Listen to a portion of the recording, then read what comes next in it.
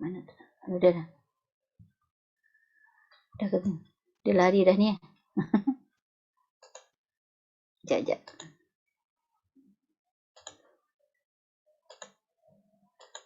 Okey. Jadi model ni saya mintalah mungkin Dr. Hafizah dah bagi penerangan lah tentang penilaian dalam kursus ni ya. Kita nanti ada kuis ya. Kita ada kuis oleh kerana kelas kita satu semester ni masih dijalankan secara online. Jadi peperiksaan kita tidak bersemuka dan semua pencarahan ini akan memberikan kuis. Jadi saya mintalah supaya anda semua apa yang dipaparkan lah di dalam kuliah ini dikenal pastilah ya, dikenal pasti sebab kita tak ada bahan inilah ya. Jadi fahamilah dengan model-model yang diberikan ya, dan juga proses yang berlaku tu. Jadi maknanya kuis tu sekitar apa yang kita bincangkan di dalam kelas ni lah. Okey, dalam model ni ya, model garis lurus ni, kita mula hidup ya, kita dilahirkan oleh ibu bapa, oleh ibu kita ya, hasil daripada perkahwinan mak ayah kita. Berlakulah pendidikan itu. Ya, kalau kita lihat ini pendidikan satu. Namun dalam konteks pendidikan yang sebenar, yang ini pendidikan satu ni maksud kehidupan yang realiti ya, yang realiti maksudnya dalam konteks bila dah hidup di dunia. Namun dalam pendidikan yang sebenar, pendidikan sudah berlaku semasa anak dalam kandungan lagi. Ya. Walaupun kita tak nampak ya, kerana pembentukan otak, neuron-neuron telah bermula ya, mengembang ya, daripada berapa bulan kelahiran itu dan akhirnya berkembang neuron-neuron itu terbentuk. Jadi bagaimana neuron itu terbentuk ya, melalui pendidikan tak formal, mungkin melalui sentuhan. Ya, sebab tu sekarang kalau kita tengok ya, kesedaran ini telah berlaku, telah diakui dan kajian-kajian telah dibuat, terutamanya oleh ahli psikologi ya semua, di mana kita dah ada kata teknik-teknik tertentu untuk meningkatkan, merangsangkan pertumbuhan neuron-neuron otak ya. Kita kalau mungkin anda ada melihat ya keluarga ke ataupun sahabat anda yang melakukan, kita ada proses apa dipanggil tu, ketukan ya, kita bunyikan lagu-lagu sentimental ke, kita nasyid, zikir-zikir, ayat Quran.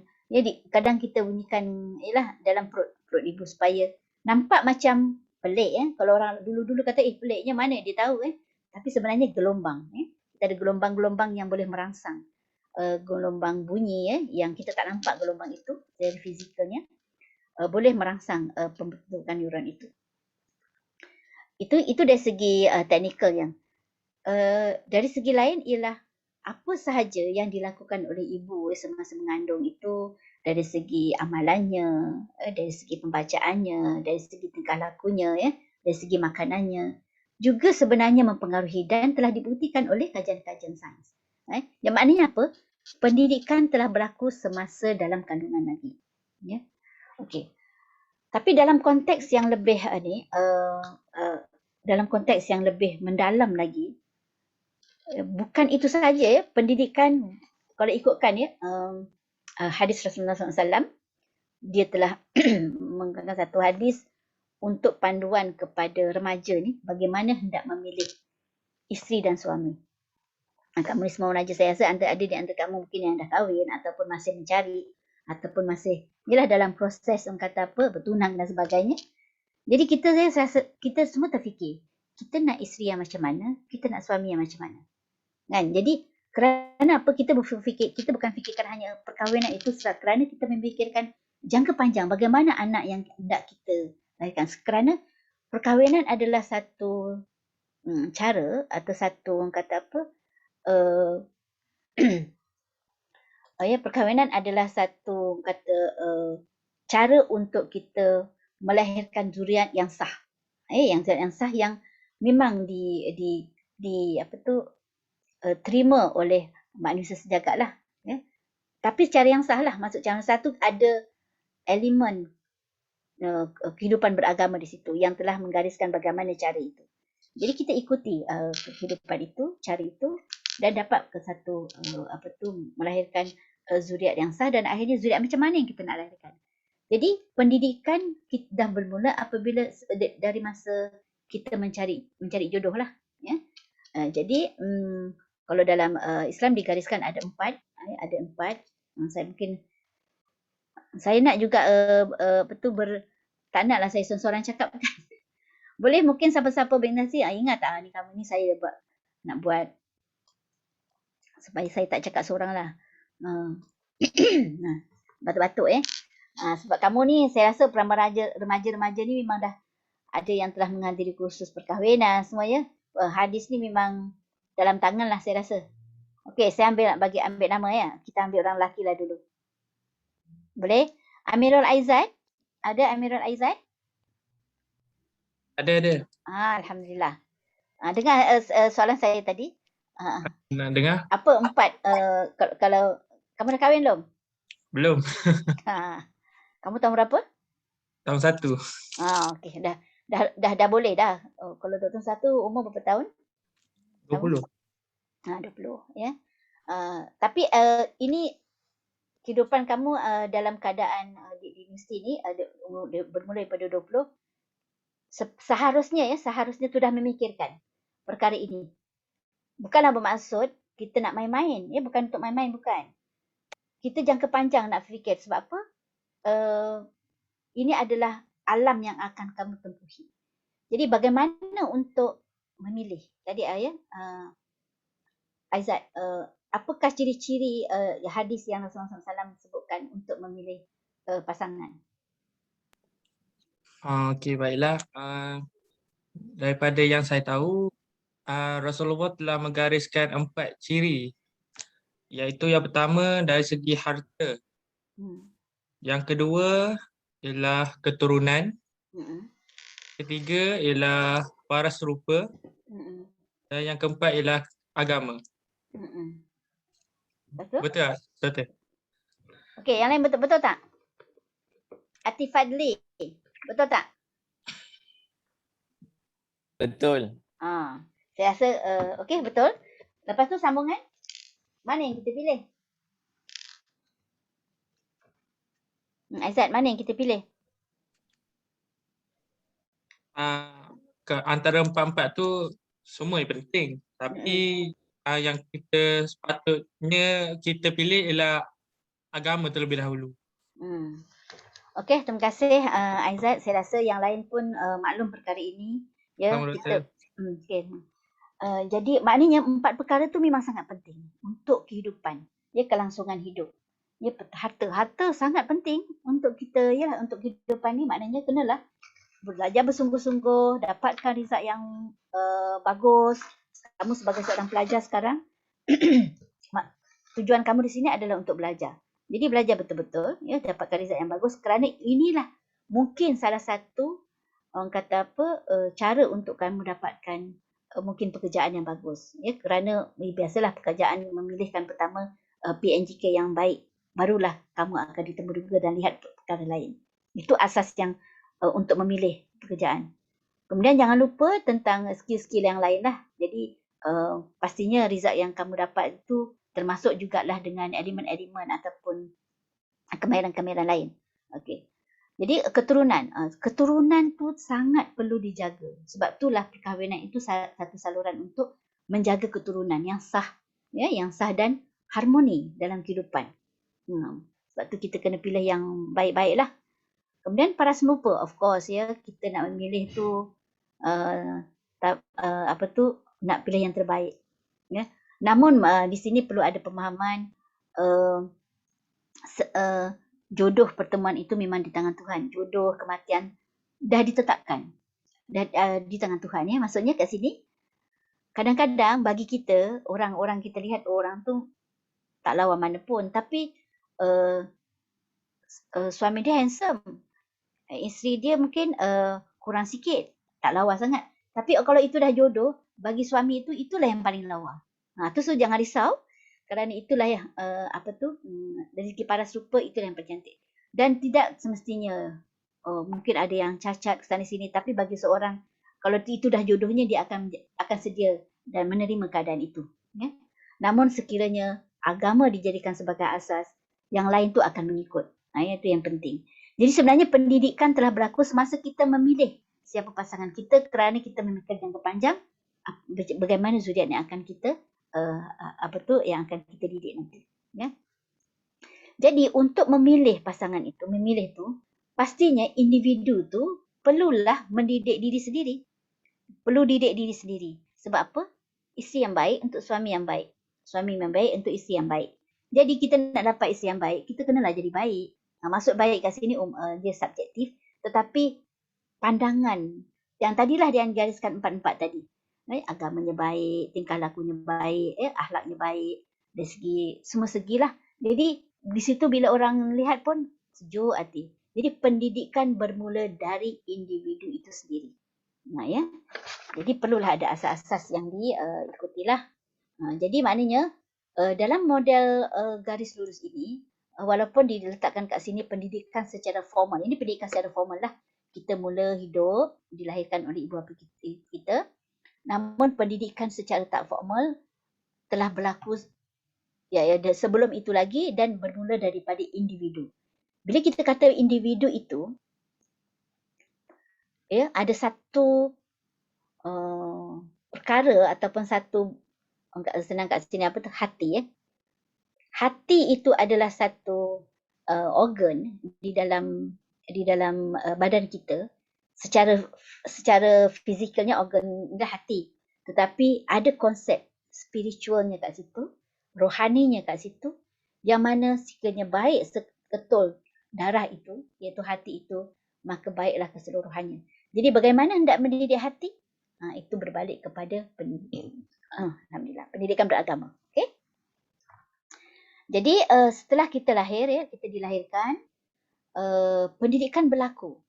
Pun masih berlaku, semasa kita bayi berlaku pendidikan, ada dua juga keadaan, formal yang tak formal juga. Di mana kalau kita lihat, kita sebagai ibu, kita tak mampulah nak mengajar anak kita untuk menyusu.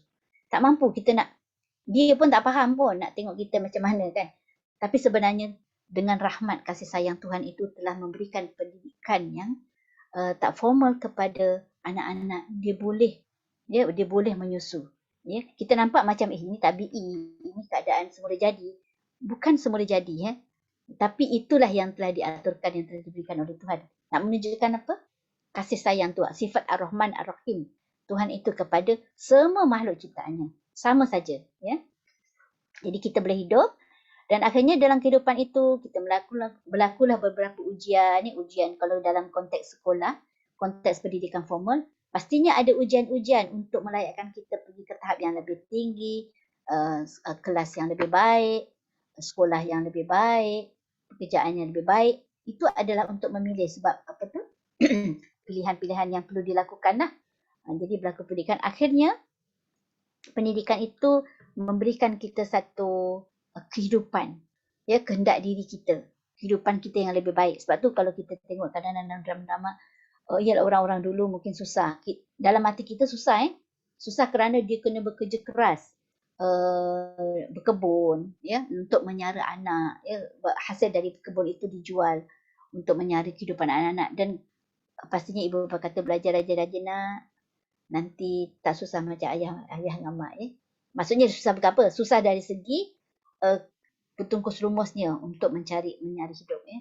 Jadi pendidikan itu adalah satu platform yang boleh dilakukan untuk keperluan diri, kemajuan diri. Okey. Dan perkara ini berterusan hinggalah pada keadaan yang tidak terbatas. Tidak terbatas. Sekiranya kita tidak, ini berterusan ni, tidak kembali kepada pencipta. Akhirnya kita mencapai kepada kepentingan diri. Inilah akhirnya bila kita menjadi seorang pakar, kita menjadi seorang yang memang boleh orang kata mencipta sesuatu ataupun dalam berkuasa, ataupun kita berkuasa dalam menjadi menjadi orang kata pegawai ke, menjadi orang atas. Sekiranya kita tidak kembali kepada Tuhan, maka kita boleh merosakkan dunia kita sendiri. Maksudnya berlakulah kecurangan, berlakulah orang kata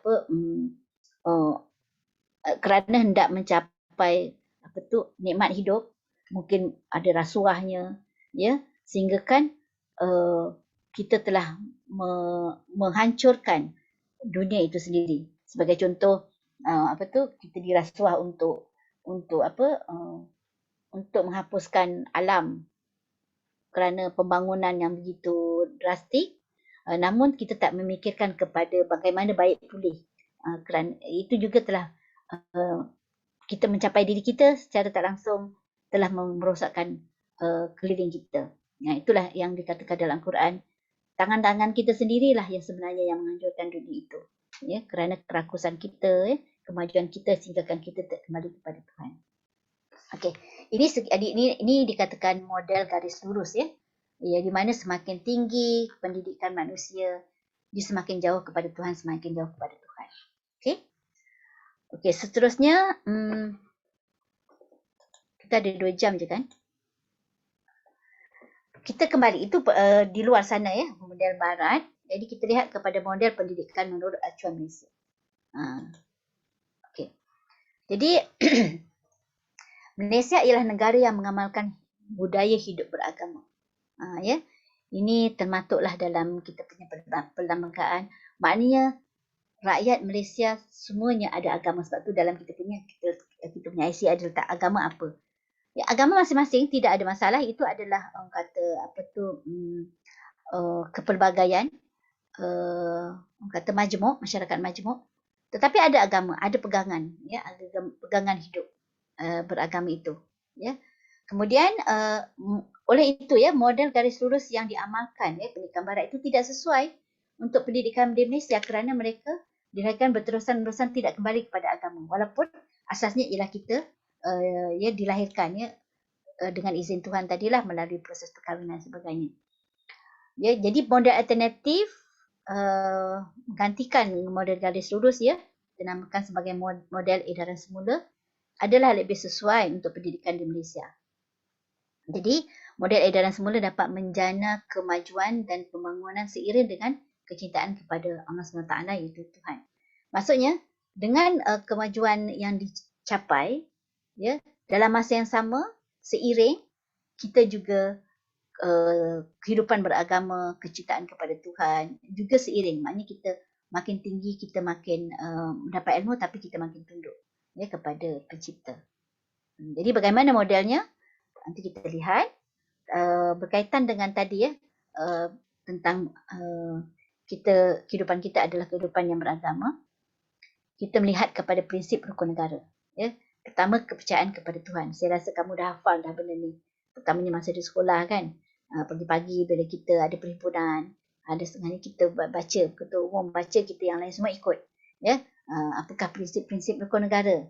Pertama, kepercayaan kepada Tuhan diletakkan pada yang pertama. Jadi ini menunjukkan bahawa memang inilah acuan kita di Malaysia. Kita ketunduk dan patuh. Maksudnya apa yang hendak dimodelkan di dalam kita berada di Malaysia. Jadi kita sebagai rakyatnya kita kena akurlah. Inilah yang dikehendaki yang telah termaktub di dalam pembangunan Malaysia. Okey. Jadi maksudnya di sini mungkin saya perhalusi lagi apa yang dimaksudkan dengan kepercayaan kepada Tuhan tadi ya. Jadi bangsa dan negara ini telah diwujudkan atas kepercayaan yang kukuh kepada Tuhan. Saya kata kita ni beragama, tapi cuma mungkinlah masing-masing menjadi masalahnya kerana kita tidak kita ada agama tetapi kita tak mempelajari agama kita itu dengan mendalam, sehingga kan kita beramal kadang-kadang itu yang berlaku macam-macam kerosakan, macam-macam penyelewengan kerana kita tidak memegang agama itu. Ya, sedangkan Rasulullah SAW mengatakan bahawa ad-dinu nasihah. Agama itu sebenarnya adalah untuk membawa kepada kebaikan. Tak ada agama yang menjuru kepada keburukan. Ya, jadi adalah akhlak ataupun mempunyai moral nilai yang tinggi. Ya, sepatutnya begitu. Tapi oleh kerana kita tidak ada orang nak masuk sekejap ya, saya kena stop dululah. Okey. Sebab kadang-kadang tak nampak. Okey, melalui kepercayaan beragama inilah akan menjadikan bangsa dan negara itu, ya, ini sebagai satu bangsa dan negara yang berdaulat, ya, akan disegani oleh masyarakat kerana pegangan kita. Ya. Namun, ya, kadang-kadang itulah sebab amalan kita ni tidak selari dengan agama. Itu yang menyebabkan kadang-kadang orang memandang serong ya. Sama juga kalau kita tengok ya, kadang-kadang kalau ada kita ada sekolah-sekolah agama yang berasaskan kepada agama, sepatutnya itulah pelajar-pelajar yang kata berakhlak mulia. Tapi itulah, kehidupan ni bukan satu kehidupan yang seperti robot ya. Kita adon begitu, itulah yang keluar. Ya. Kita kata kalau satu sekolah itu nak melahirkan pelajar yang bagus, inilah program-programnya. So kita tak boleh beranggapan pelajar yang keluar inilah dia modelnya. Sebab kita ni manusia ya. Manusia yang kata apa, turun naik ya, dari segi imannya, dari segi emosinya. Ya, berlakulah macam-macam ujian dan cabaran. Ya, jadi tidaklah seperti robot yang kita atur begitu, itulah yang kita keluar. Jadi itu kita kena faham. Jadi perlulah kata kita struggle ya untuk memahami. Seterusnya, Perlembagaan Persekutuan membuktikan bahawa Islam adalah agama resmi persekutuan. Ya, tetapi agama dan kepercayaan lain boleh diamalkan. Juga termaktub di dalam enactment ini. Jadi bila kita kata Islam agama persekutuan, ya, kerana nilai agama itu, ya, inilah agama itu, oleh sebab itu Islam kita ada Al-Quran.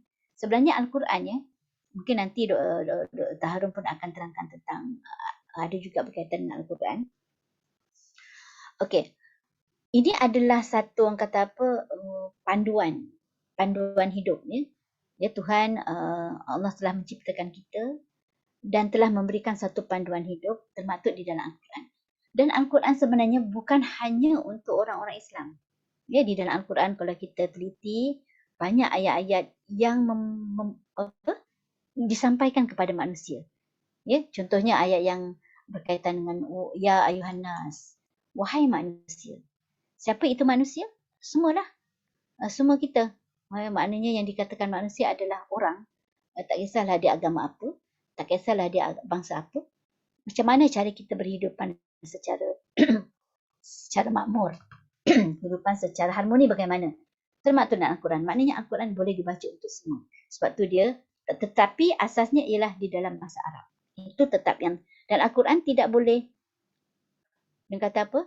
Dijaga, dipelihara oleh Tuhan itu sendiri, oleh Allah itu sendiri, sehingga kan tidak boleh diubah suai. Kalau ada pun tangan-tangan yang cuba untuk ubah suai, memang akan diketahui. Bagaimana cara menjaganya? Antaranya ialah kita ramai tahfiz. Yang mana kalau kita ya lihat beribu-ribu ya orang menghafal Al-Quran. Kerana apa? Inilah salah satu cara Tuhan nak menjaga Al-Quran itu supaya tidak berubah. Ramai elemen-elemen agama yang berkaitan dengan itu. Jadi boleh dibaca oleh semua dan dalamilah ya, pelajari. Dan barulah maksud ataupun tafsiran itu boleh daripada pelbagai agama. Tapi Al-Quran itu sendiri adalah dalam bahasa Arab yang mana apabila dibacanya mendapat pahala. Ya, satu perkataan, satu huruf dapat 10 pahalanya. Apabila kita membaca takkanlah satu huruf kan, jadi banyak. Jadi melihatnya saja pun mendapat pahala. Betapa menunjukkan bahawa ini adalah satu mukjizat. Ya. Jadi ini boleh jadikan sebagai satu panduan, sebagai satu rujukan. Lebih-lebih lagi di dalam itu terdapat banyak tanda-tanda ayat-ayat yang berkaitan dengan sains. Ini yang saya sebenarnya dalam nak kaitkanlah ya. Bukan saja sains, ilmu-ilmu lain. Ya, kalau ikutkan dalam kajian ahli-ahli sains tauhidik ya, lebih kurang 600 ayat-ayat berkaitan dengan sains. Nah, itu lebih ya, ayat-ayat berkaitan dengan sains. Jadi, tanda-tanda kebesaran Tuhan itu boleh dilihat ya, bukan saja daripada Al-Quran itu, tetapi tanda-tanda di sekeliling kita. Tanda-tanda di sekeliling kita ini adalah sains. Jadi, kita boleh melihat secara kasar. Melihat apa? Melihat kebesaran Tuhan itu. Ya, termaktub di situ. Jadi Al-Quran itu sebagai asas yang boleh kita jadikan sebagai panduan lah. Kemudian Jawatan Kuasa Penguasa Negara menyadari akan pentingnya agama dan kepercayaan Tuhan dalam kehidupan manusia. Jadi walaupun lah adalah mungkin di antara segelintir kita rakyat Malaysia yang mungkin tidak percaya. Tapi naluri tabi'i manusia ini ya, yang Tuhan telah ciptakan kita, memang ada kepercayaan itu. Contoh orang-orang yang ateis pun ya, tak ada agama. Tapi mungkin dalam keadaan satu keadaan apabila diuji, akhirnya dia merasakan ada satu pencipta, ada satu kuasa yang besar. Ya, kuasa yang besar yang amat berkuasa. Ya, maknanya dia percaya kepada kewujudan Tuhan itu sendiri. Ya. Okey, jadi ini adalah kepercayaan kepada Tuhan adalah satu tabi'i naluri manusia yang perlu digilap dan diperdalamilah, dan asasnya ialah agama itu. Okey.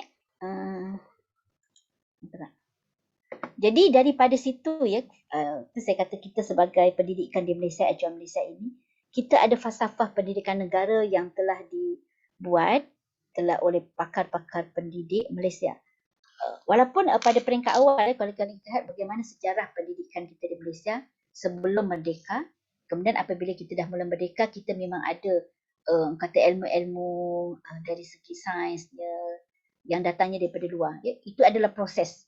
Dan akhirnya kita telah melahirkan ramai pendidik-pendidik yang Malaysian punya lah, maksudnya yang memahami budaya Malaysia, ya, budaya kita yang pelbagai agama, pelbagai budaya, akhirnya telah membuatkan satu falsafah pendidikan negara yang perlu kita fahami. Dan kalau dalam konteks pendidikan memang hafallah benda ni, hafal dan kena tahu setiap perkataan ni, setiap perkataan dalam falsafah ini ada maksud yang boleh dihuraikan dan boleh diberikan contoh. Ya. Namun kita sebagai, saya kata, walaupun kita bukan dalam dunia pendidikan, maksudnya bidang pendidikan, kita adalah pendidik yang sepatutnya kita faham dan kita tahu. Dan sebenarnya kita semua, kamu semua ya, daripada fakulti-fakulti lain pun, sebenarnya adalah asas kepada falsafah ini. Kerana kamu sebagai seorang pelajar di sekolah dan akhirnya kamu berada di universiti juga seorang pelajar, inilah asas falsafah yang kita lalui, yang memang dijadikan sebagai satu matlamat. Ya. Okey, so kita lihat bagaimana falsafah ini. Ya. Pendidikan di Malaysia adalah satu usaha yang berterusan. Ya. Bila kita kata usaha yang berterusan, dalam konteks Kementerian Pendidikan memang usaha ni bukan hanya yang formal saja. Ya, yang maknanya pendidikan itu telah berlaku. Melihat kepada pendidikan-pendidikan yang tak formal, melihat kepada pendidikan yang saya kata tadilah sebelumnya lagi. Ya. Okey, kemudian apa tu? Sekejap.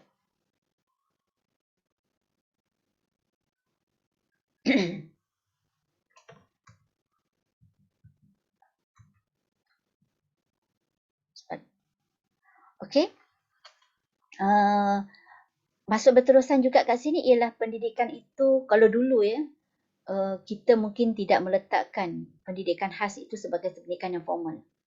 Ya, tetapi dia bermula daripada tahun 60-an, dah bermula dah bagaimana pendidikan khas itu penting. Kerana walaupun kita nampak tak ramai, tapi persennya kecil, tetapi ramai.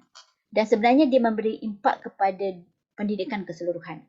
Sebab tu sekarang kita melihat ini adalah satu pendidikan yang formal yang perlu diambil berat. Dan kita di Fakulti Pendidikan pun ada satu program, iaitu program pendidikan khas. Ya, bila kita melihat, saya pun agak kata macam gerun jugalah apabila pelajar-pelajar pendidikan khas membuat satu pameran. Rupanya bila kita masuk dalam dunia pendidikan khas, subhanallah, ya, ramai pelbagai pelbagai khas ni. Maksud khas tu macam-macam ya, macam-macam jenis, macam-macam jenis. Dengan autismnya, ya, dengan Down syndrome-nya, dengan cerebral palsy-nya, dengan hyperaktifnya. Oh, memang marah. Dalam satu bidang tu pun ada dia punya sub-subnya pula. Memang nak menunjukkan betapa kata ilmu tu ya begitu mendalam. Jadi kalau kita tidak melihat itu sebagai satu entiti yang menyumbang kepada masyarakat, maka masyarakat pun akan pincang kerana dia boleh menyumbang. Kalau kita didik betul-betul ya, pelajar-pelajar ni ataupun anak-anak ini, sebenarnya dia boleh menyumbang kepada masyarakat secara keseluruhan. Jadi pendidikan tu perlu berlaku secara menyeluruh ya, berterusan ke arah memperkembangkan lagi potensi individu secara menyeluruh. Ya, secara menyeluruh maksudnya semua segilah. ya, semua segi, dan bukan saja menyeluruh tetapi disepadukan. Jadi kita kata sepadu, dia tak sama dengan campur, tak campur. Sepadu tu blend betul-betul mesra. Kalau campur tu mungkin kita dah campur, kita boleh pisahkan. Tetapi di sepadu dia kena untuk integrated. Mungkin ayat yang nak kata mungkin sesuai juga lah yang kita gunakan, integrated. Bersepadu, mesra, campur yang tak boleh kalau sepadu tu kita masukkan campur ke dalam air, dia tak boleh ditapis dah. Kalau tapis dengan tapisan yang macam kertas tapis tu pun sepatutnya tak boleh tapis. Sepadu betul-betul, ya. Untuk mewujudkan insan yang seimbang dan harmonis dari segi intelek, rohani, emosi dan jasmani. Ya, elemen-elemen yang hendak dimasukkan, yang hendak diterapkan, yang hendak disepadukan ialah bukan sahaja intelek tapi rohani, emosi dan jasmani. Ya. Namun kadang-kadang kalau kita tak faham ataupun kita kadang-kadang cenderung lebih kepada intelek. Ya, akhirnya kalau kita hanya cenderung kepada intelek dengan mengurangkan rohani, emosi dan jasmani, tu yang kadang-kadang melahirkan pelajar yang sangat bagus, straight A, tetapi dari segi sosialnya kurang. Ya, dia sangat bagus tetapi dia memang kaki buku, ulat buku. Ulat buku. Dari segi memang bagus, tetapi dia tidak boleh bekerjasama dengan orang lain. Jadi kita tak nak melahirkan pelajar begitu. Sedangkan orang yang bagus ni, pelajar yang bagus patutnya akhirnya, dia yang akan menerajui menjadi bos ke, menjadi ketua di situ. Ketua bukan setakat ketua, dia mesti kena ada kemahiran-kemahiran skill yang lain seperti bersosial, macam mana dari segi emosinya perlu dijaga, ni hubungan antara satu sama lain, kena membina hubungan repornya. Jadi kena di blend benda tu, ya. Namun memang intelek itu kita tak boleh tidakkan, tetapi dia kena seiring dan disepadukan. Dan asas falsafah pendidikan kita ialah berdasarkan kepercayaan dan kepatuhan kepada Tuhan. Ya, kerana kita nak melihat kalau kita belajar sesuatu tu, semua tu ilmu itu datangnya daripada Tuhan. Telah memberikan kita ilmu dan kita menjadi manusia yang orang kata bertamadun. Okay. Usaha ini adalah untuk melahirkan rakyat Malaysia yang berilmu pengetahuan daripada intelek tadi, berketerampilan, berakhlak mulia, bertanggungjawab dan berkeupayaan, mencapai kesejahteraan diri untuk memberi sumbangan terhadap keharmonian dan kesejahteraan diri, keluarga, masyarakat dan negara. Maknanya, dengan intelek, rohani, emosi dan jasmani itu tadi yang telah disepadukan, dapat melahirkan orang yang berilmu, mempunyai kemahiran-kemahiran yang pelbagai dan berakhlak mulia. Bila kita kata akhlak mulia, termaktub akhlak mulia ni dah falsafah pendidikan negara. Dia tidak sama, tidak kata exactly sama dengan nilai murni. Akhlak mulia ni tak semestinya sama dengan, tidak exactly sama lah dengan nilai murni. Memang nilai murni adalah satu-satu nilai-nilai yang bagus. Tetapi bila kita kata akhlak, datangnya daripada khalaqa. Perkataannya, dia berkaitan dengan pencipta. Ya, contoh. Ni saya pun nak bagi contoh lah. Contoh supaya kamu pukul 11. Satu lagi saya nak berinteraksi ni. Okey, saya memberikan satu situasi. Saya nak panggil beberapa raja. Situasinya, saya bagi situasi dulu. Situasinya ialah okey, kita sekarang kena mengambil kursus perkahwinan kan untuk syarat kepada bakal pengantin. Jadi contohlah adalah Ahmad dengan Fatimah ni contoh. Orang kata dah sukalah, orang kata memang hendak mendirikan rumah tangga. Tetapi dia hendak menghadiri kursus perkahwinan. Jadi Ahmad ni berjumpa dengan ibu Fatimah.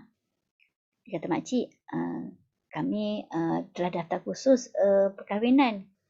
Saya nak bawa Fatimah sekali. Jadi makcik ni kata, boleh.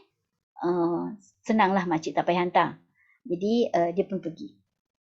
Berdua naik motor. Okey. Ini satu konteks, satu situasi. Jadi saya nak tanya, dari segi nilai dan juga akhlak.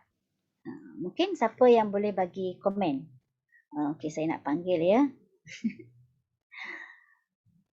Okey, mana ni pelajar perempuan dulu. Maisara. Mas Sarah, ada ramai Mas Sarah ke? A188083. Mas Sarah boleh bersuara Mas Sarah? Wujud tak kat sini? Ya doktor. Okey. Dengar tak soalan saya? Dengar. Situasi yang saya beri. Jadi isunya ialah boleh kamu berikan respon tentang nilai dan juga akhlak dalam konteks ini. Bagi saya rasa benda ni boleh sebab dia nak tolong bawa Fatimah. Tapi bagi saya benda ni tak elok sebab dia berdua-duaan dengan Fatimah waktu nak bawa dia. Okey. Okey, terima kasih. Maisarah, macam mana yang lain boleh bagi respon? Afikah, Mamsur? Ya, saya pun sependapat dengan Maisarah tadi yang cara dia betul, dia nak buat benda tu betul, nak pergi kursus kahwin, dia nak bawa pasangan dia sekali. Tapi kalau boleh tak perlulah berdua-duaan naik motor macam tu. Itu pendapat saya lah. Okey. Terima kasih. Okey, terima kasih. Saya panggil orang lain. Kasveni Santakumar. Are you here? Yes, Doktor. Okey.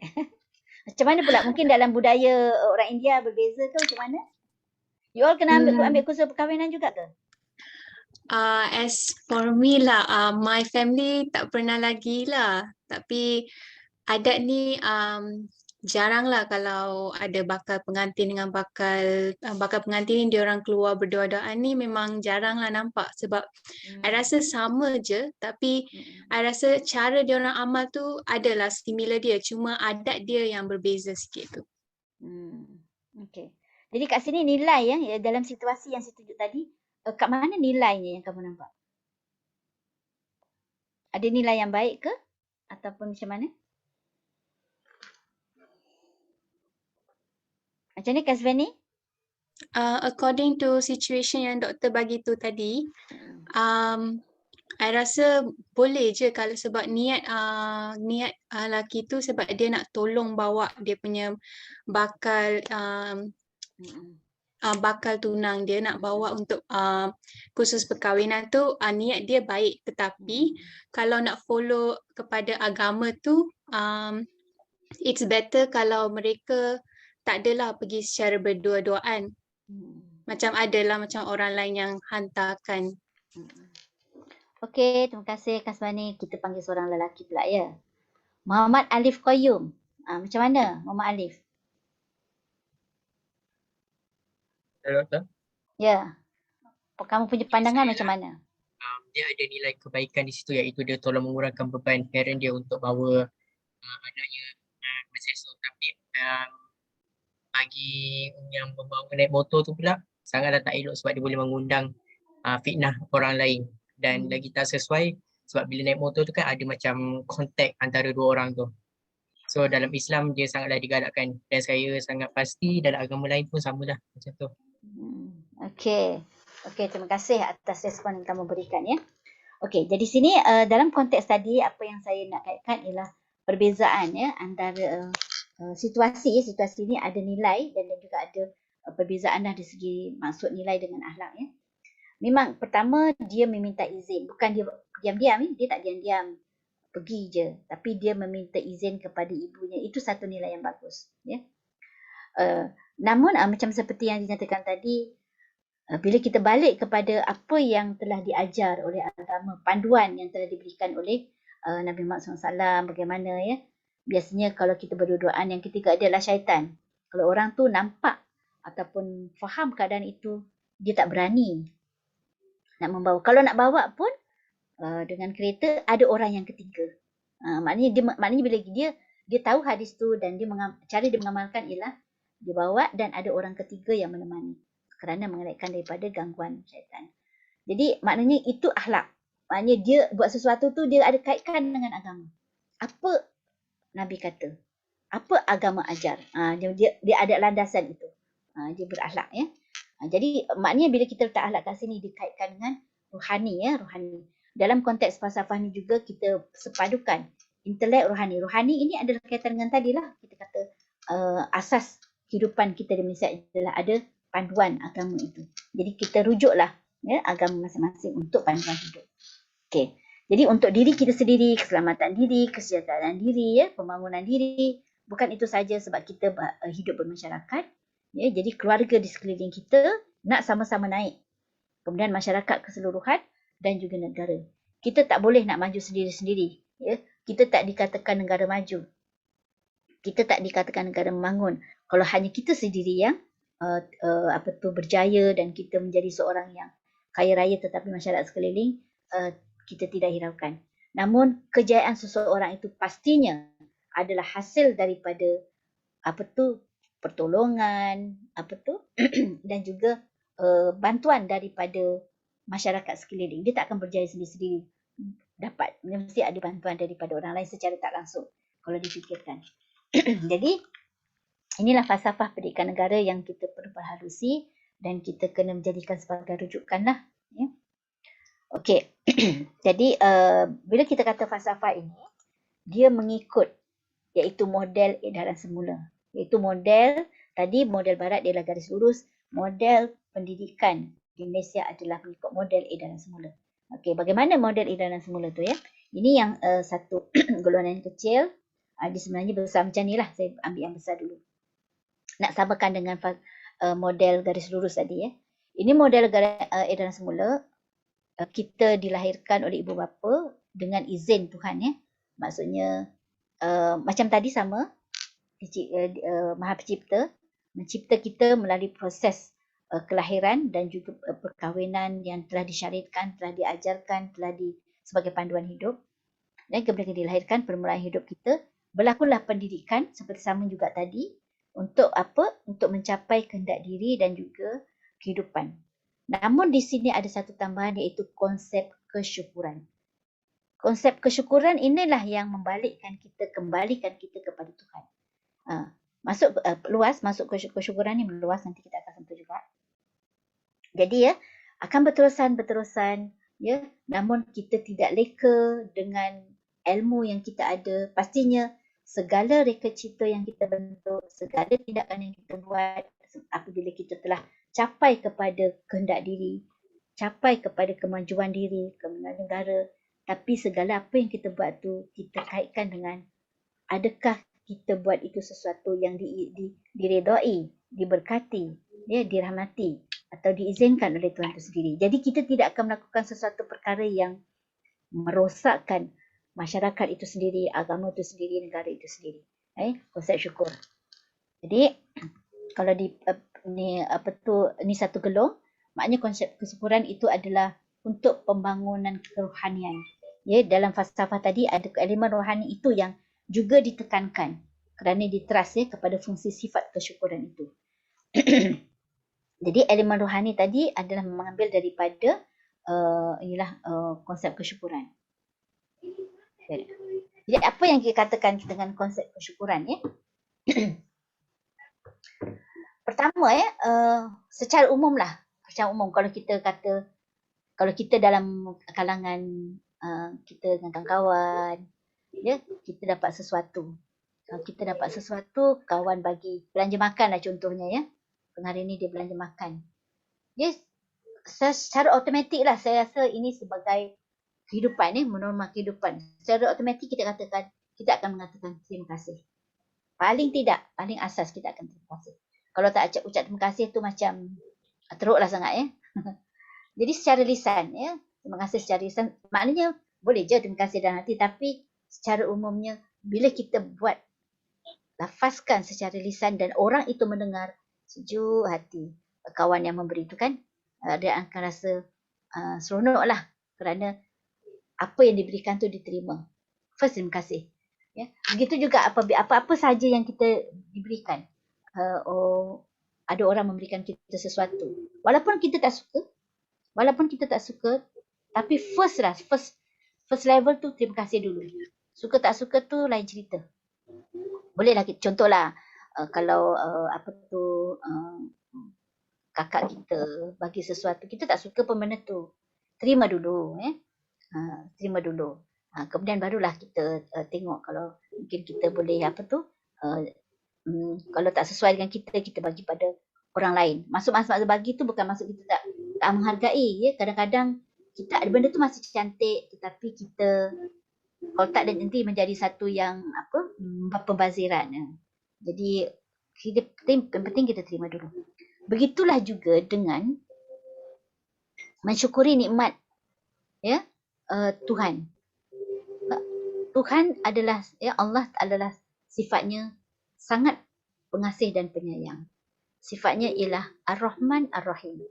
Memberikan kepada kita kehidupan. Bila kita kata kehidupan, bagaimana? Kita bangun tidur, first kita dapat buka mata.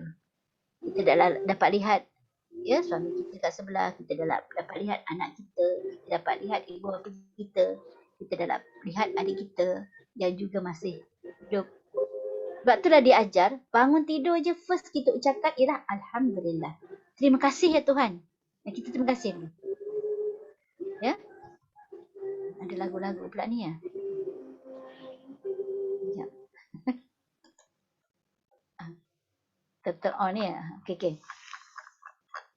Jadi pertama kita terima kasih kepada orang yang memberi.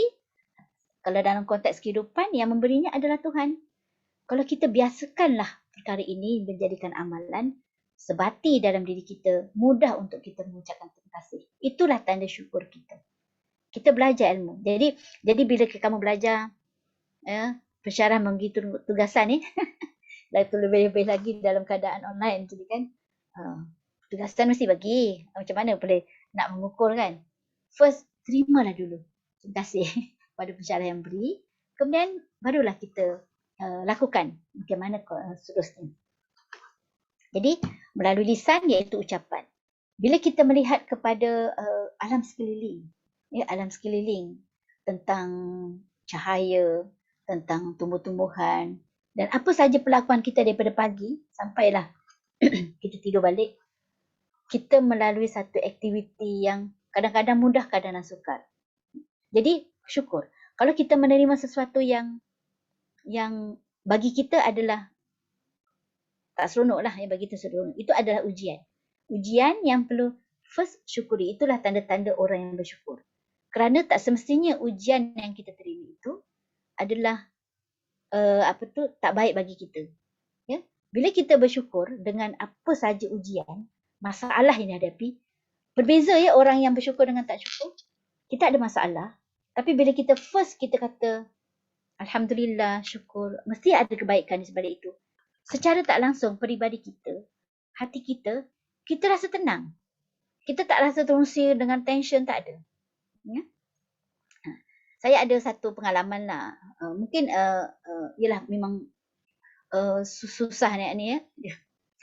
Ialah orang kata pertama kali kita menerima musibah itu, kalau kita bersyukur pada masa itu, itulah yang katakan yang diterima ya.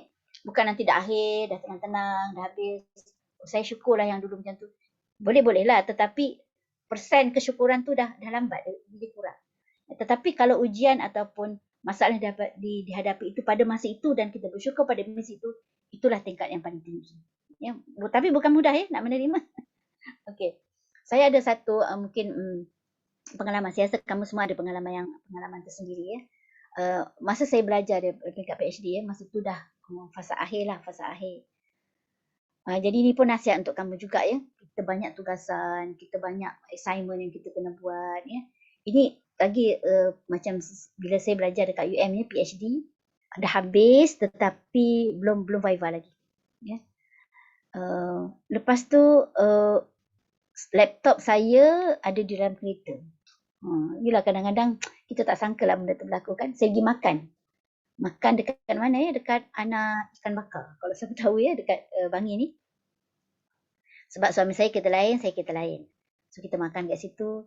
Bila saya balik, saya nampak kereta saya angsa di terkopak terkopak dia punya, entah dia punya apa, pintu tu. Terus terderap ya hati saya ni, teringat laptop saya. Saya pun cari, memang tak ada. Jadi saya rasa, ya Allah, saya rasa macam, memang down betul lah masa tu. Terus teringat tesis. terus teringat tesis dan banyak bahan-bahan kat situ. Tapi bila menerima tu ya, balik memang malam ni ini malam lepas maghrib lepas nak makan malam, kemudian balik. Dah lah suami saya kita lain. Saya seorang di kereta tu, suami suami pun di kereta lain seorang. Jadi saya balik tu dalam keadaan macam mana tu. Tapi teringat syukur. Ya Allah syukur. Pasti ada kebaikan di sebalik itu. Pasti ada. Kita sebut. Jadi kadang-kadang pertama dengan melalui lisan. Kita sebut-sebut. Ya Allah, ada kebaikan di balik itu. Tapi aku tak tahu apa kebaikannya. Syukur. Ada kebaikan nak berikan. Sepanjang itulah saya berjalan sampai ke rumah, saya kata, ya Allah syukur, ada kebaikan. Saya tak tahu apa kebaikannya.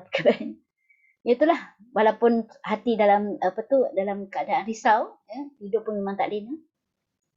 Kemudian pagi-pagi saya pergi kerja, saya masuk bilik. Bila saya masuk bilik, saya tengok dalam atas meja saya.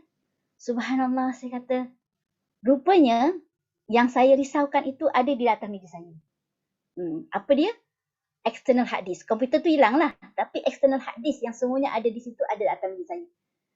Saya pun fikir balik. Syukurlah, maksudnya kita menerima musibah itu, first kita rasa syukur. Jadi ketenangan tu datang. Risau tu memanglah risau. Tapi taklah sampai kita kata, habislah. Macam kita menidakkan ataupun sampai sedih melampau, tidaklah kan. Tapi kita kata ada kebaikan, tapi aku tak tahu apa kebaikannya. Rupanya segala yang berlaku sebenarnya adalah telah diaturkan. Dan saya pun tak sangka saya serupanya sebelum saya pergi itu, saya buat perkara tu tapi saya tak sedar, mungkin saya tak ingat external hard disk saya ada di atas meja dan saya syukur Allah. Alhamdulillah tadi saya tidak kata saya bersyukur awal-awal, jadi Allah nak memberikan sekitar ujian. Itu mungkin salah satulah daripada contohlah di mana kalau kita bersyukur, kerisauan itu tidak melampau dan kita tak adalah tension mana. Dan sebenarnya ini adalah dalam keadaan kehidupan tu kan. Mungkin kalau kita katalah hilang pun macam mana pun, bila kita bersyukur, bantuan-bantuan daripada orang lain ataupun nasihat daripada orang lain ataupun pastinya ada. Jadi kita tidak akan rasa kerisauan yang melampau. Jadi itulah dalam pendidikan pastinya ada ujian-ujian yang akan kita lalui dan kesyukuran itulah yang kemana kita kembali kepada Tuhan. Begitu juga dengan kita belajar. First ilmu yang kita pelajari itu adalah dari Tuhan. Segala ilmu, segala disiplin ilmu yang kamu belajar, kamu belajar dalam bidang ekonomi, dalam sains, dalam pengajian Islam, dalam pedaging, dalam sastra dan sebagainya. Semua ilmu itu kita boleh kaitkan dengan Tuhan. Maksudnya apa? Kesyukuran pertama kita syukur. Segala yang kita belajar. Masa saya ada belajar satu tentang fizik atom masa saya tahun 3. Fizik atom memang saya tak faham. Saya tak faham dengan simbol-simbolnya. Kadang-kadang itulah perlunya kita sebagai seorang guru. Untuk pelajar mungkin susah untuk mengaitkan dengan ketuhanan. Untuk seorang pelajar mungkin susah untuk mengaitkan dengan konteks kehidupan. Tetapi memang saya tak faham. Tetapi rupanya apabila telah kita, apa sebenarnya Allah nak dikaitkan dengan ilmu ni dalam kehidupan. Jadi ada guru lain yang menerangkan, sebenarnya formula ini adalah nak melihat kepada alam kehidupan ni yang secara elips, maknanya dalam bentuk lonjong, dalam bentuk ni. Kalau cuba kita lihat sekeliling kita, apa yang kita lihat dalam bentuk-bentuk yang ada di sekeliling kita. Jadi bila kita ilmu yang kita pelajari, kita kaitkan dengan kehidupan, kita akan nampak kebesaran Tuhan. Kita nampak penciptaan Tuhan itu, nampak betapa besarnya Tuhan itu menciptakan kita. Dan lantas kesyukuran itu akan datang. Jadi itulah seronok jadinya belajar. Jadi seronok belajar, kita tak rasa macam terpaksa belajar. Kita kaitkan dengan ilmu tu dengan Tuhan, kita akan rasa keseronokan untuk belajar.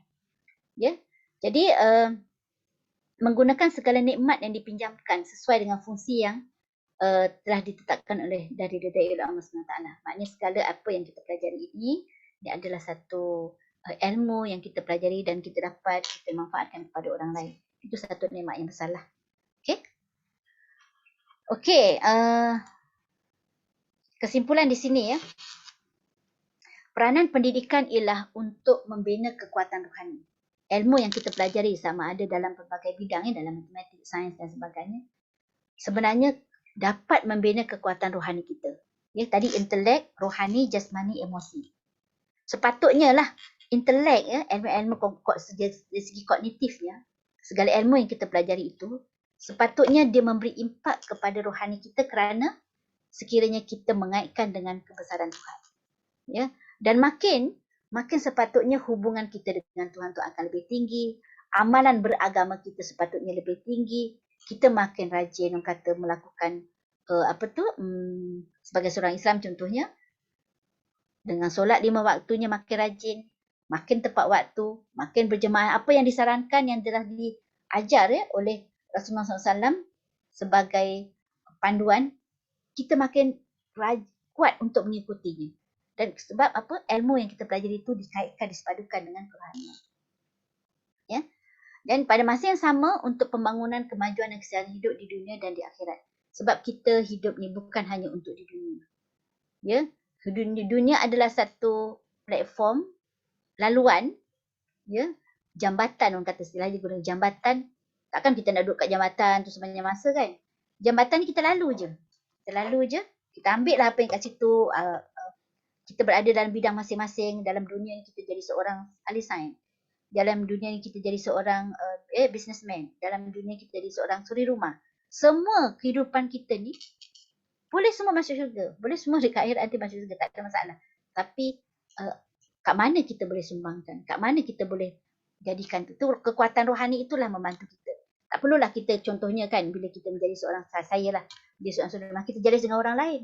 Tak perlulah kita menjadi seorang businessman, jadi jalis kepada orang lain sebab kita berada di situ, kita garaplah apa yang ada di situ untuk kehidupan kita di akhirat. So kita ada, orang kata apa, fikiran akhirat minded. Ya, apa yang kita buat ni kita fikirkan. Nanti ke akhirat apa balasannya? Kita fikirkan. Jadi kalau begitu, kita tak perlu ada orang kata apa CCTV dia. CCTV ya, maksudnya lah kalau semua orang, tak perlulah CCTV yang memantau. CCTV kita adalah Allah SWT yang maha melihat. Maha melihat kita daripada luaran dan dalaman. Niat kita, apa yang kita fikirkan, semua dilihat. Jadi itulah CCTV kita. Kerana kita memikirkan pendidikan kita ni, kita belajar, kita melakukan sesuatu, membuat sesuatu untuk akhirat. Jadi kesepaduan dua matlamat inilah yang dimaksudkan sebagai pendidikan sepadu.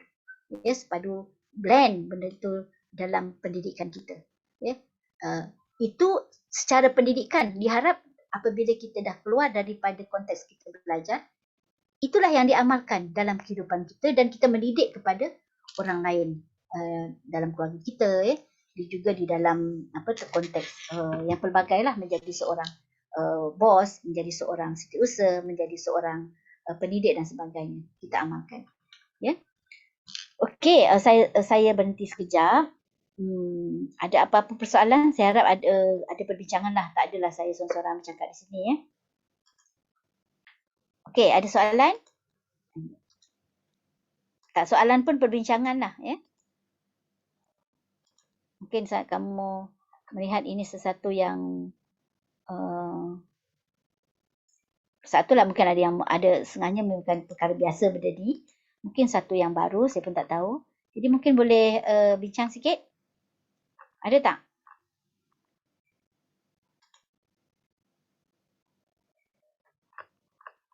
Tak ada ke? Senyap je.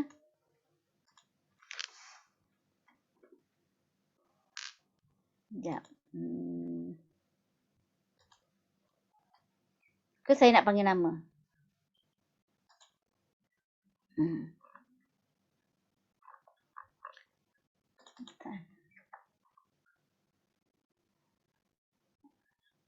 Ada ke? Okey. Ya. Saya nak buat selingan dah ni, Saya nak buat selingan sikit. Sekejap ya.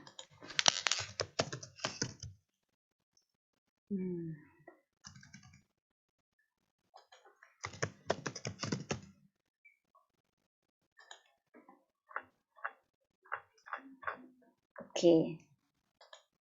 Tapi saya tak tahu.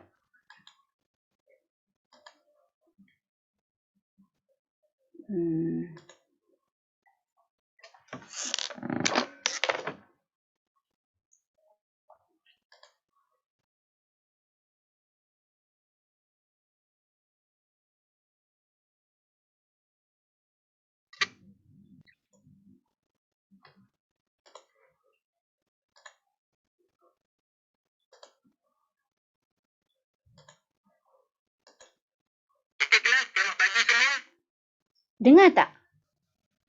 Dengar tak suara tu? Dengar. Dengar Dengar. doktor. Dengar. Dengar. Ya, saya rasa kamu pun dah, sekejap ya, saya stop share dulu. Saya kuatkan suara. Ni selingan lah ni kan.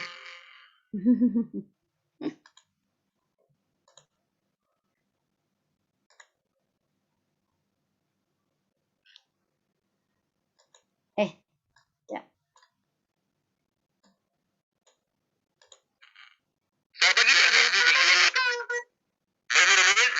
Sekejap. Okey kelas, selamat pagi semua. Selamat pagi.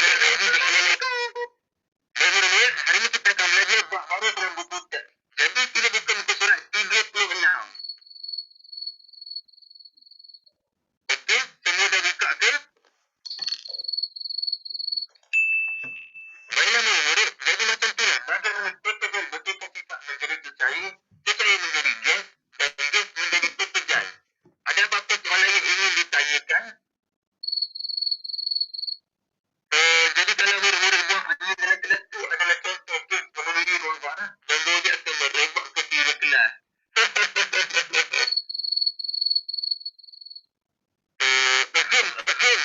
Okey semua, faham ke apa yang cikgu ajar hari ini? Ada apa-apa soalan yang nak ditanya? Baik Wan, mana Wan? Sila jawab soalan nombor 1. Wan, ada ketak ni? Cikgu, yang Wan slow. Oh, kalau macam tu, Mira sila jawab soalan ni. Hello. Semua belajar dengar tak ni? Okeylah kalau macam tu. Sampai sini sajalah kelas kita untuk hari ini. Terima kasih semua. Harap saya faham apa yang cikgu ajar hari ini. Terima kasih cikgu. Terima kasih cikgu. Terima kasih cikgu. Terima kasih cikgu. Terima kasih cikgu. Terima kasih cikgu. Jumpa lagi. Jumpa lagi cikgu. Syaitan punya kelas.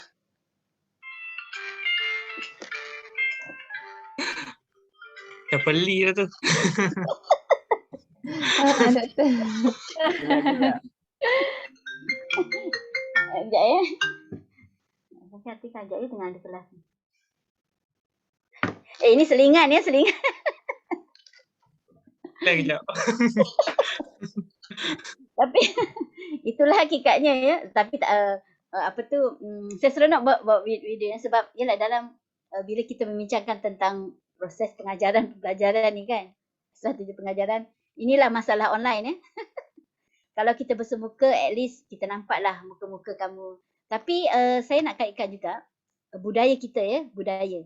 Pendidikan itu sebenarnya adalah satu yang berlaku di dalam kelas, berlaku dalam pendidikan secara formal. Itulah budaya yang kita bentuk.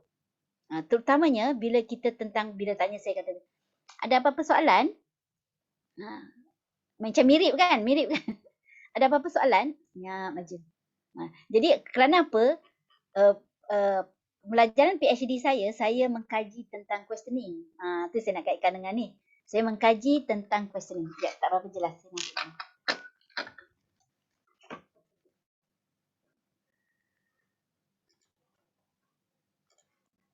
Okey. Pembelajaran PhD saya mengkaji tentang questioning. Ya, soalan lisan di dalam proses pengajaran. Ya. Ini adalah satu nilai ya. Nilai ataupun kemahiran yang perlu diterapkan untuk membentuk jati diri, untuk membentuk skill pelajar. Kalau kita tengok tadi ya dalam falsafah pendidikan negara, intelek, rohani, emosi, jasmani. Ya. Dalam tu ada nilai. Nilai boleh tersurat dan tersirat. Ya. Namun pendidikan nilai ini dia seiring. Dia bukan ada satu topik khas, satu subjek khas tentang nilai. Tak ada. Benda tu perlu disepadukan. Sebab tu kalau kita pendidik tu sedar, ya, macam mana bukan saja kita nak fokus kepada ilmu saja, tapi nilai rohani, nilai-nilai lain perlu diterapkan sekali. Jadi, perkara ini penting kerana itulah yang bentuk kemahiran pelajar. Dan akhirnya kita nak melahirkan pelajar bagaimana. Jadi bila kita kata questioning ni kan, ini adalah satu cara untuk meningkatkan kemahiran berfikir pelajar. Sebab dalam elemen questioning, elemen soalan lisan ni, cikgu bertanya, kita ada wait time. Masa menunggu. Wait time ini, masa cikgu bertanya, pastinya kamu berfikir. Kamu fikir. Kemudian dia akan memberikan respon. Respon tadi adalah hasil apa yang difikirkan. Metakognitif ya, dia apa yang difikirkan, dia akan merespon. Kemudian cikgu merespon baliklah. Namun dalam konteks kita di Malaysia ni, culture budaya kita telah dibentuk. Ya, satu situasi episod pengajaran yang saya kaji ya. Saya melihat masa tu tajuk electrochemistry. Jadi masa tu PPSMI pengajaran sains dan matematik dalam bahasa Inggeris. Jadi cikgu ni mengajar dalam bahasa Inggeris. Mengajar, kemudian ada soalan yang cikgu utarakan. Bila cikgu tanyakan soalan, pelajar diam.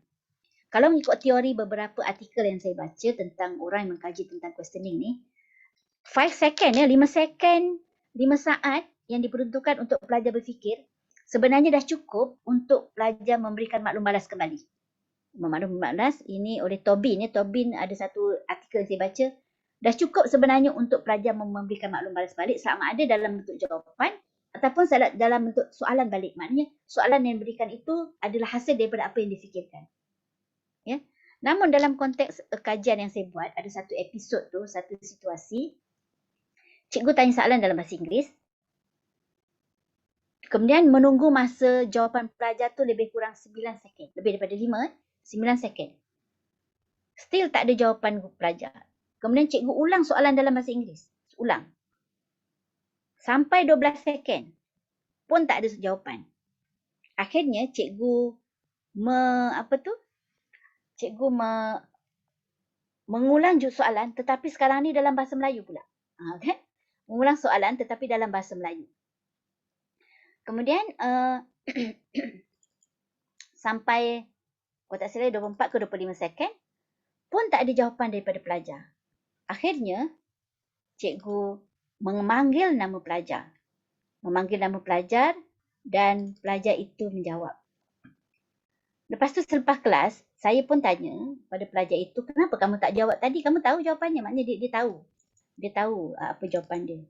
Lepas tu, dia kata, saya tunggu cikgu panggil. Maksudnya kat sini bukan masalah bahasa. Bukan masalah pelajar tu tak tahu bahasa Inggeris tak. Bukan masalah kata apa, tak tahu jawapan. Tak. Tetapi budaya itu telah terbentuk. Saya rasa budaya inilah yang akan dibawa oleh pelajar sampai ke universiti. Sampai akhirnya keluar nanti. Ya. Jadi itulah saya nak kaitkan benda ni. Bagaimana ya.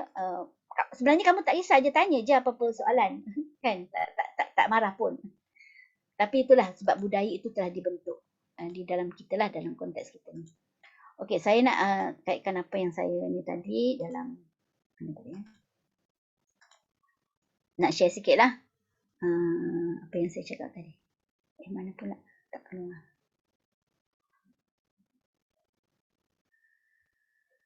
Sekejap ya. Banyak sangat dibuka sampai ni.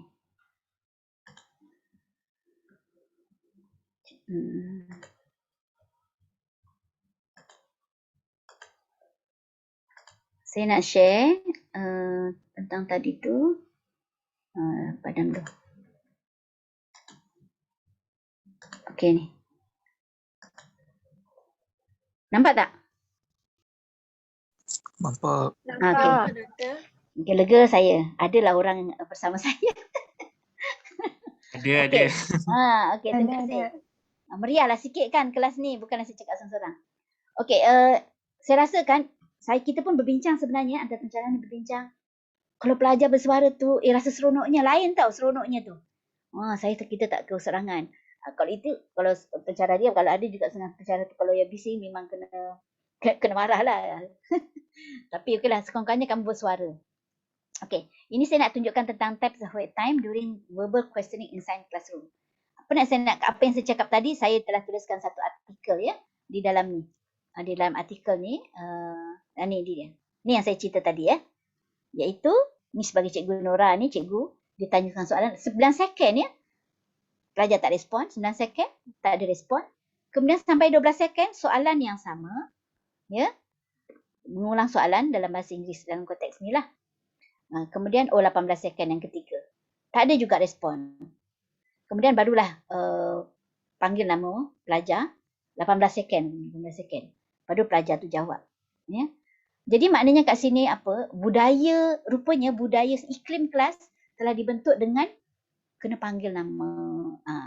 Jadi bila saya kata budaya ni boleh diubah. Budaya ni memang kita lah ya. Kita lah, siapa yang nak berubah budaya kalau kita manusia sendiri tak berubah. Jadi budaya itu daripada dulu dan sekarang, pendidik lah yang kena merubah. Dan pendidik itu tak boleh berubah seorang-seorang dalam atas sokongan pelajar-pelajar. Begitu juga kat universiti ya, kalau kita lihat kat universiti kenapa ada perubahan dari segi kurikulum. Masa zaman saya masuk universiti tahun 86 ya. Zaman saya tidak ada tugasan yang buat kerja di luar. Semua tugasan tu saya dalam fakulti sains teknologi ya, sains fizik dan penggunaan masa tu. Tugasan ni memang intelek je. Saya nampak intelek sangat. Semua ni intelek. Dulu saya tak tahulah. Sekarang bila saya dalam dunia pendidikan baru saya nampak memang betul-betul dulu hanya menumpukan kepada intelek. Dari segi rohani, emosi, jasmani itu ada, bukan tak ada, dalam sini ada. Tetapi terpisah. Maksud terpisah, kalau belajar je lah. Rohaninya, kalau kita ada program-program agama, kita ada program usrah, di luar. Maksudnya bukan dalam konteks belajar, di luar. Maksudnya waktu malam ke, waktu petang ke, waktu hujung minggu ke. Kemudian, rohani, jasmani, bersukan. Maknanya di waktu-waktu lain. Maknanya apa? Kita telah memisahkan. Tu kira tidak disepadukan, tetapi dipisahkan. Benda tu dipisahkan dengan tidak disepadukan dalam rohani, jasmani, emosi dan intelek. Ya? Jadi kita tak nak macam tu. Kalaulah dia ikut program agama. Kalau tak ikut, akhirnya dia jauh-jauh. Jadi kalau boleh benda tu disepadukan di dalam pembelajaran itu sendiri. Supaya bukan saja kita tinggi, orang kata makin tinggi kita makin tunduk. Makin tinggi makin kita taat pada Allah, hormat pada orang tua, menghargai ilmu itu dengan kita memberikan kepada orang lain. Jadi saya nak bawakan satu kisah visi kita ya, bukan visi yang sekarang, visi Datuk Azlan ya. Bila dia cerita tu memang saya selalu nak kaitkan dengan pembelajaran inilah ya. Kerana apa? Itu nak kaitkan dengan nilai tadi tu. Kesepaduan ilmu tu berlaku bukan saja pada intelek saja, tetapi kita nak sepadukan semua ilmu-ilmu lain tu. Jadi keyakinan diri. Jadi Datuk Azlan ni dia masa zaman dia memang dia kata bila kita belajar di luar negara semua ni kita orang kampung. Ya masa 50-an, 60-an kan memang kita ni orang kampung. Jadi orang kampung tu maksudnya budaya kampung lah, budaya Malaysia yang kita bawa kan. Tapi rupanya di luar sana, di luar negara bila belajar budaya dia berbeza. Dia sangat outspoken, sangat orang kata berkeyakinan. Bila profesor mengutarakan soalan macam ni lah, saya kata ada apa-apa soalan, senyap je. Orang Malaysia lah senyap. Tapi orang lain berpusu-pusu angkat tangan. Sehingga kan dia nampak tu inilah budaya. Yang rasanya dia nak terokai dan nak pecahkan budaya ni supaya dia balik tidaklah menjadi budaya senyap itu dibawa berbalik.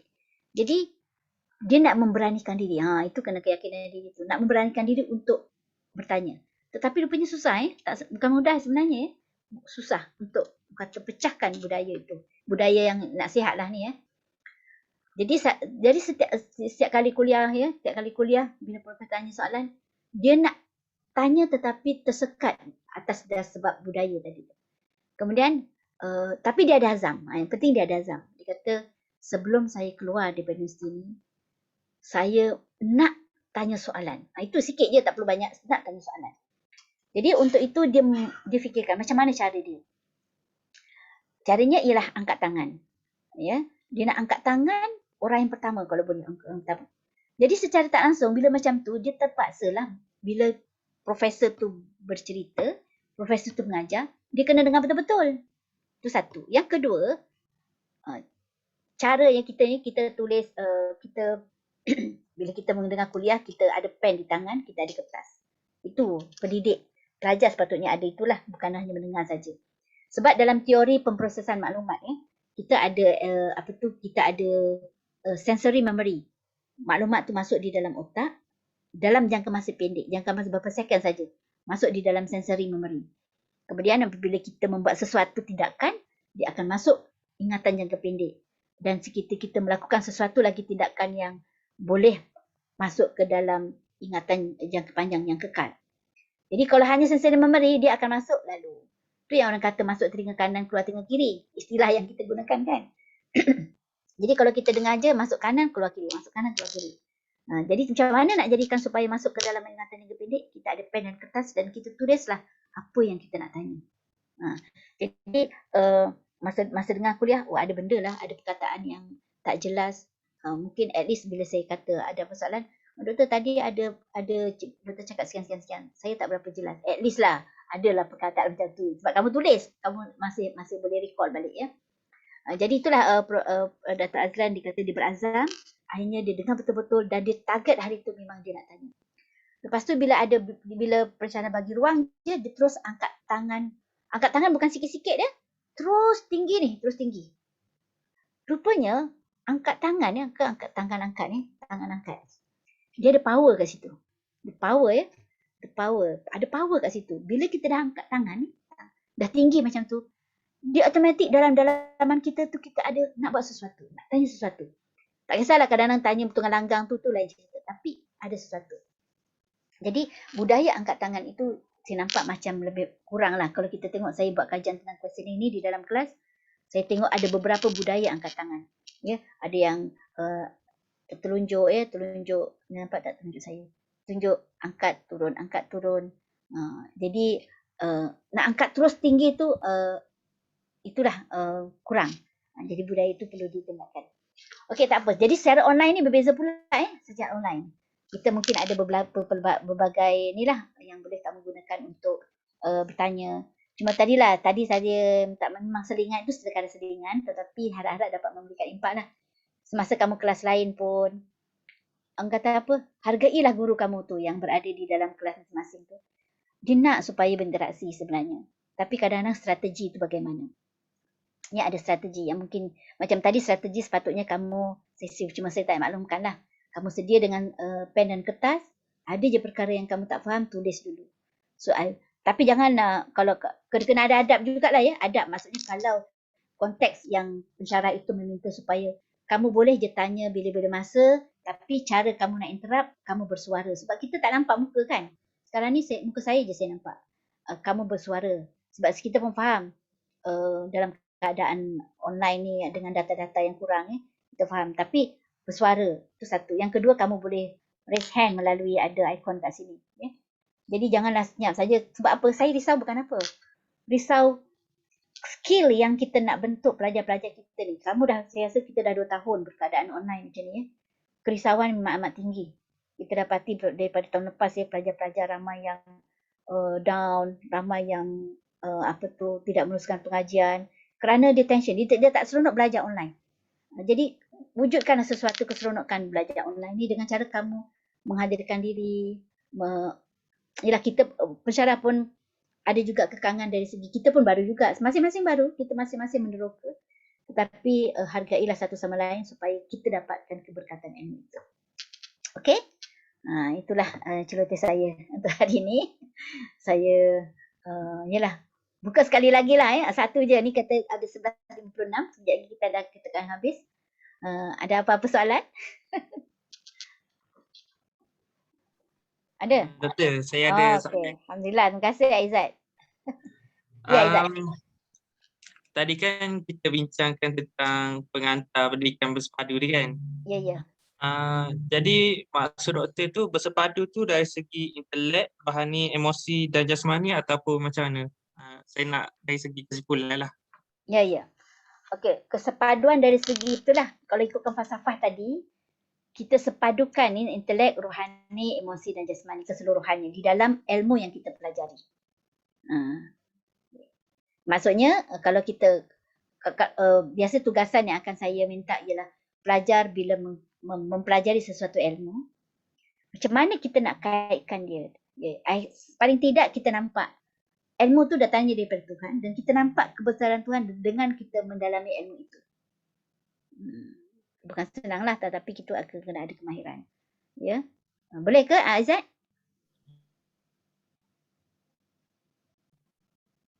Okey. Okey, itu je. Doktor, saya nak tanya. Saya. Boleh boleh. ke? Boleh Nafisah. Tentang kuis yang kita akan buat, Mm-mm. adakah dalam bahasa Melayu dan kuis tu adakah merangkumi pendidikan yang yang slide yang doktor bagi ni? Okey, kuis tu setiap pensyarah akan buat kuis. Kita ada Dr. Harun, kita ada Dr. Hadijah, Dr. Hafizah, saya. Ada 5 orang ya. Akan buat kuis dan kuis tu akan dibuat di akhir nanti semester akhir. Saya tak nak kuis tu bergantung kepada pensyarah masing-masing lah. Tak banyak pun ada 10 soalan. Jadi bergantung kepada kuliah yang akan diberikan kepada pensyarah masing-masing. Okay, Boleh ya? doktor. Okay, sama. Tapi saya tak nak bagi saya ada 2 minggu ni dengan minggu depan, tapi tak nak bagi masa ni lah sebab kemungkinan, sebab saya nak supaya kamu dapatkan ilmu semua tu, supaya kamu boleh kata ilmu tu boleh dikembangkan lagi lah, bukan hanya untuk daripada saya je sebab dia ada juga kaitannya. Okay? Okay, doktor. Okay. Saya rasa itu je ya. Saya minta maaf dan saya mengucapkan terima kasih atas kehadiran kamu semua. Oh ya, kehadiran ya, saya lupa lah pula. Kehadiran, sekejap saya ambil gambar dulu kehadiran. Sepatutnya lupa nak sediakan tadi. Sediakan apa? Google Form. Tapi dah lewat dah pula ni. Tak apa, saya ambil gambar daripada kamu punya partisipan yang ada 39 orang. Sekejap ya. Saya screenshot. Okey. 1.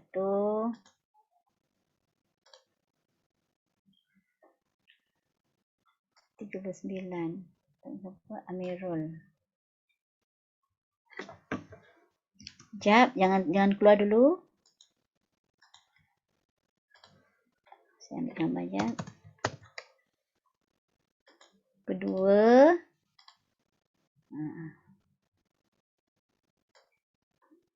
Daniel. Okey. 3.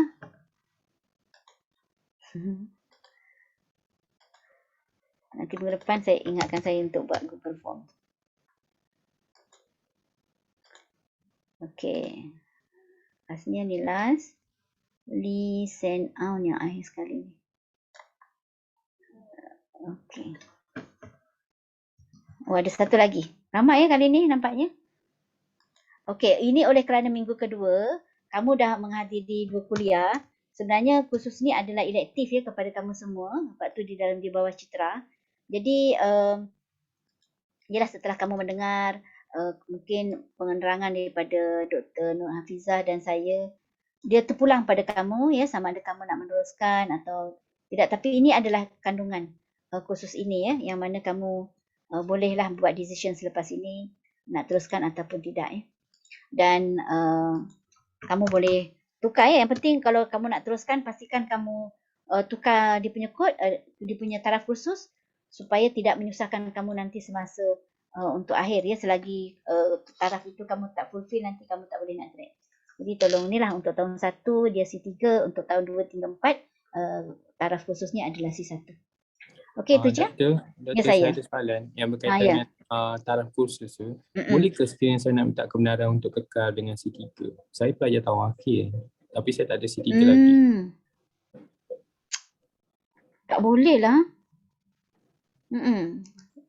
Saya sebab nanti dalam slip kamu tu. Sebab mungkin kamu boleh, saya rasa tak boleh. Ataupun kamu boleh tanya Citra, tapi saya rasa better kamu ambil C3 yang ni lah lain. Kamu tahun akhir kan? Nanti tak memenuhi C3 kamu. Saya tak tahu ada prosedur ke tak. Mungkin saya boleh tanya kepada ni, tapi kamu cuba dulu cari C3 yang lain. Ya? Apa Faris ya? Faris Izwan. Okay. Okey Faris, boleh nak bagi nombor telefon kamu, nanti saya cuba tanya kepada apa tu? Apa nombor telefon? 017 17 768 768 9802. 9802. Okey, kamu pun cari juga, nanti saya juga tanya orang Citra. Okey? Terima kasih. Doktor. Okay, Nafisah, ya. Boleh saya bertanya satu soalan lagi? Boleh. Suka saya tengok bila kamu buka video ni. Nampaklah manisnya. Okay. Sebelum tu saya perkenalkan dulu lah. Saya nak Zana dari pelajar tahun 1. Fakulti apa? Fakulti FEP, Ekonomi dan Pengurusan. Ekonomi. Okey.